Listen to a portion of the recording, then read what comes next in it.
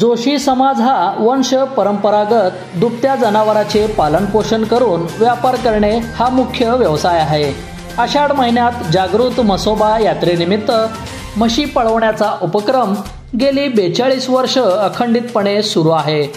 सोलापूर, पंढरपूर, मंगळवेढा, कोल्हापूर, सातारा, सांगली, जालना, बीड येथूनही पशुपालन मंडळी या यात्रेस आवर्जून आपली हजेरी लावतात।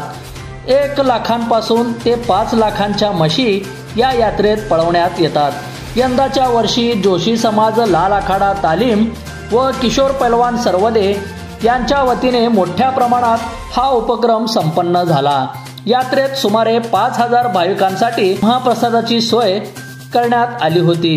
यात्रेस 10,000 लोकांची उपस्थिती होती। यात्रा यशस्वी करण्यासाठी किशोर पैलवान सर्वदे व जोशी समाज लाल आखाडा तालीमचे पंच मंडळी, लहान थोर मंडळीने परिश्रम घेतले। बंधुप्रेम न्यूज चॅनलला लाईक, सबस्क्राईब व बेल आयकॉन दाबायला विसरू नका। धन्यवाद।